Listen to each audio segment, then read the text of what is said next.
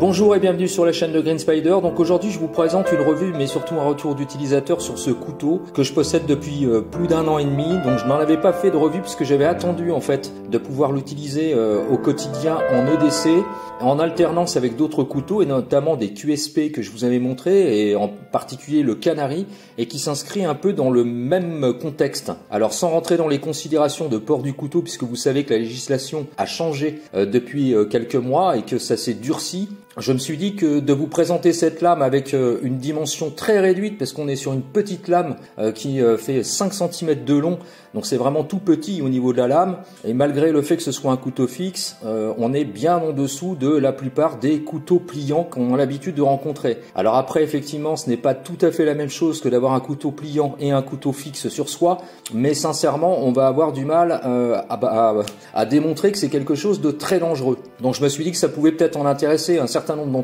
d'entre vous, d'autant que au niveau de l'ergonomie et du principe même d'utilisation au quotidien en everyday carry, je pense que c'est quand même assez intéressant. Alors je vous donne les caractéristiques techniques et puis juste après bien sûr je reviendrai sur le retour d'utilisateur. Donc hauteur de la lame on est à 2,4 cm, longueur 5,5 cm, épaisseur de la lame 2,7 mm d'épaisseur, longueur du manche 7,8 et longueur totale 13,3 pour un poids total à vide de 49 grammes. Les plaquettes sont deux plaquettes puisque c'est un montage full tang ou plate semelle et donc il y a deux plaquettes de part et d'autre qui sont en G10. L'étui est lui en plastique, la lame est en acier de type 5 CR15 MOV, donc c'est un acier on va dire entrée de gamme avec une émouture creuse et une dureté 57 HRC. La finition de la lame sur la totalité est de type black washed. C'est livré avec un cordon que je n'ai plus, je ne sais plus où je l'ai mis. Donc normalement c'est livré avec un cordon de cou on peut le porter donc autour du cou ou alors donc un clip qui est monté sur l'étui et la forme de la lame c'est donc du drop point. Voilà. Un petit peu pour les caractéristiques au niveau du couteau lui-même. Alors avant de préciser donc au niveau du retour d'utilisateur, je tenais à vous informer que ce couteau est disponible en 11 versions. Alors que ce soit au niveau des finitions ou que ce soit au niveau des formes de lame, parce qu'il y a quand même plusieurs types de formes de lame différentes. On peut même trouver une forme de lame de type chopper, vous savez, ou de type également un peu katana. Alors avec des lames plus longues. À noter que cette version de couteau donc en drop point, la version donc minimaliste existe également dans une version nettement plus haut de gamme puisqu'on peut le retrouver avec un acier de type 154 cm et des plaquettes en micarta. Voilà, donc c'était juste pour les précisions. Alors maintenant ce que j'en pense. Alors c'est un couteau qui est particulier de la part du fait de son ergonomie puisqu'en fait on voit bien que le manche dessine particulièrement au niveau des doigts. Alors en ce qui me concerne, c'est un couteau qui se porte à 3 doigts hein. Et on le voit bien, c'est parfaitement adapté. On pourrait même se poser la question de savoir si ça n'a pas été fait sur mesure tellement ça s'insère particulièrement bien au niveau de la main. Maintenant ce sera peut-être pas le cas pour tout le monde en fonction de la taille de vos doigts. On n'a pas tous bien sûr les mêmes mains donc ça va peut-être être différent en fonction des uns et des autres. Alors au niveau du retour d'utilisateur toujours ce que j'en pense au niveau de l'ergonomie. Alors c'est un tout petit couteau. Au niveau des empreintes comme on peut le voir ça se cale parfaitement entre les doigts, notamment entre l'index, le majeur et l'annulaire. Par contre l'auriculaire absent hein, puisque on arrive au bout, au talon de la lame. Bon, on trouve quand même sa place, les doigts trouvent leur place tout de suite. Au niveau accessibilité, c'est très bien foutu. C'est plutôt une petite lame utilitaire.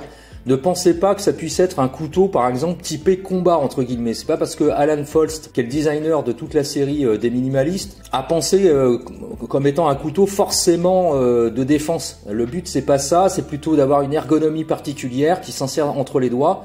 Alors en prise inversée, attention, on cherche un peu sa place puisqu'on est obligé de mettre l'auriculaire juste au-dessus de la lame, l'index et le pouce. Normalement on est censé mettre le pouce au-dessus du talon pour appuyer en force. C'est pas vraiment prévu pour ça. C'est un couteau qui est vraiment pour les petites tâches, les petits travaux, ouvrir des cartons, couper des sangles d'emballage, du plastique, des choses comme ça. Enfin voilà, c'est vraiment un couteau utilitaire. Donc ce sera peut-être pas fait pour toutes les mains. Alors pareil, hein, au niveau du point d'équilibre, c'est un petit peu limite. C'est pas un couteau qui est fait pour s'amuser avec. J'ai souvent l'habitude de vous montrer ça, où est-ce qu'on peut avoir pas mal de dextérité avec les couteaux. Là, c'est pas du tout le cas. De toute façon, avec cette ergonomie et ce design particulier au niveau de la prise du manche, puisqu'on est sur un plat de semelle avec des plaquettes qui épousent en fait les arrondis pour mettre les doigts, c'est pas vraiment un couteau avec lequel on peut s'amuser, sinon on risque de se couper rapidement. Maintenant, à quoi ça peut bien servir? C'est remplacer tout simplement un couteau pliant, avoir une toute petite lame, puisqu'on est sur 5,5 cm, pas plus.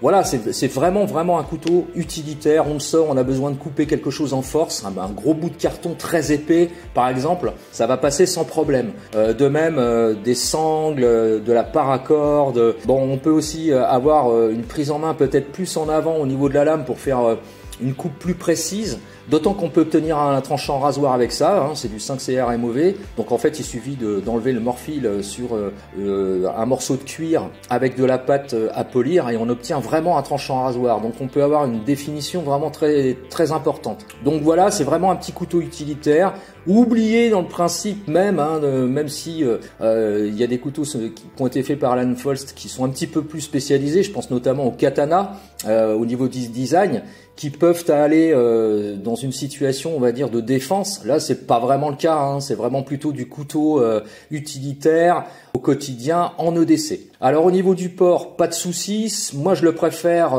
à la ceinture plutôt qu'au niveau du cou, même si à la base c'est un couteau de cou. Alors le CRKTU, il a la judicieuse idée de placer un clip qui va se mettre sur l'étui. Attention par contre au niveau des ceintures. Là, je vous présente une ceinture type 5.11 classique en nylon. Ça passera pas au-dessus, 4,5 cm, 5 maximum, sinon ça pourra pas aller au-dessus. Par contre, au niveau du port, c'est très discret, c'est facile d'accessibilité. Bon, on peut le sortir tout de suite si on en a besoin, etc. C'est pas un couteau qui fait peur. C'est un couteau qui est assez passe-partout finalement. À la base, il y avait au talon une petite lanière en micro paracorde forme Scooby-Doo. Moi, je l'ai retiré parce que franchement, ça me gênait considérablement. Donc, c'était plus pour l'esthétique. Je l'ai plutôt retiré parce que je n'en avais pas besoin. Voilà, donc au final, tout dépendra de l'utilisation que vous en avez. Alors, sans rentrer, je l'ai dit, dans la législation, vous savez qu'aujourd'hui, c'est compliqué au niveau du port du couteau. Bon, de toute façon, avec une lame de 5,5, même si c'est une lame fixe, je vois pas ce qu'on peut trop vous reprocher avec ça. C'est pas un couteau entre guillemets mortel. Bon, bien sûr, mais comme tous les couteaux, de toute façon, on peut se faire mal ou on peut faire mal. Donc c'est à vous de prendre vos responsabilités par rapport à ça, même si la législation s'est durcie, et vous le savez. Mais bon, je pense pas qu'on aura de grosses problématiques avec ça. Comme toujours, de toute façon, il faut le justifier, que ce soit un couteau fixe ou pliant. Donc bon, voilà, c'est à vous de prendre vos responsabilités, mais ça reste un couteau qui fera pas peur si on a besoin de le sortir. Alors évidemment, oubliez pour l'alimentaire, c'est pas vraiment fait pour ça, même si Drop Point, ça se prête à pas mal de fonctions, mais c'est pas vraiment prévu pour ça. Ça reste un petit couteau abordable, on est sur moins de 40 € pour ce type de couteau. Donc voilà, il y a d'autres lames qui sont proposées, donc ce sera à vous, je vais vous laisser des liens pour que vous puissiez aller voir. Maintenant, ça reste un couteau tout à fait utilisable au quotidien. Voilà, j'espère que cette vidéo vous aura plu. Si vous avez des questions, n'hésitez pas, comme toujours, c'est en bas ou par message privé. Je vous dis à bientôt pour une prochaine. Et puis d'ici là, comme toujours, portez-vous bien et surtout, carpe diem. Salut!